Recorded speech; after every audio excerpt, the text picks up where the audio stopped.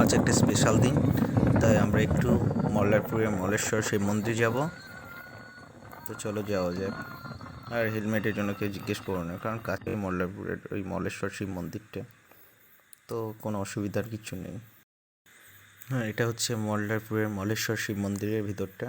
এখানে অনেক ছোট ছোট শিব মন্দিরের সমন্বয়ে পুরো মন্দিরটা তৈরি হয়েছে। কতগুলো মন্দির আছে আমরা ঠিক গুনিনি, আর ঠিক জানাও নেই, তাই তোমাদের বলছি না, কারণ রং ইনফরমেশন দেওয়ার থেকে ইনফরমেশন না দেওয়াটা বেটার। তো চলো মন্দিরটা একটু ঘুরে দেখো। এখানে ফটো সেশন চলছে এদের, আর এখানে একটা পুকুর আছে।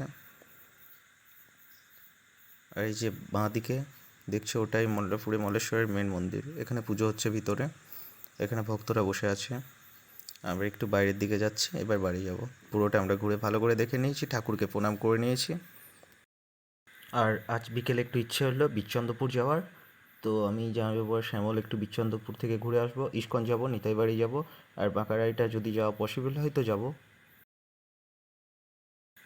এটা হচ্ছে বিচ্ছন্দপুরের ইস্কন টেম্পল। সামনে একটা শ্যাবলা ফুল ছিল মেবি। আর দেখো ইস্কনটা কত সুন্দর দেখতে, সামনে দুটো ময়ূর আছে, জাস্ট দারুণ।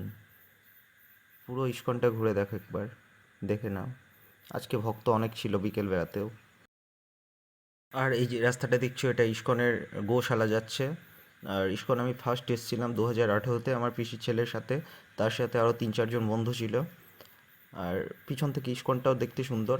তখন ওই ইস্কনের যে বারান্দাটা দেখছো তখন অ্যাভেলেবেল ছিল, আর এই ফুলগুলো সুন্দর। কিন্তু এখন এই ইস্কনের বারান্দাতে আর আমাদেরকে মানে কাউকে আর ঢুকতে দেয় না, ওখানে নো এন্ট্রি লেখা আছে। আর দেখো এখানে খড়ের গাদা আছে। আর এটা হচ্ছে গোশালা। গরুগুলোর শরীর স্বাস্থ্য ভালোই হয়ে আছে, যত্ন সেবা ভালোই পাই।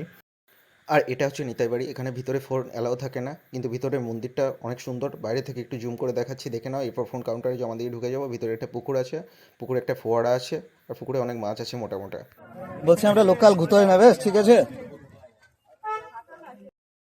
আর এই যে মন্দিরটা দেখছো, এটা হচ্ছে চৈতন্য সরস্বতী অনুশীলন মন্দির। এখানে তোমার চৈতন্যদেবের একটা ভালো মূর্তি আছে, আর রাধাকৃষ্ণও আছে। আর কেক কাটা দিয়ে আজকের দিনটা শেষ হচ্ছে। আজকের দিনটা দারুণ কাটলো, প্রথমবার জীবনে।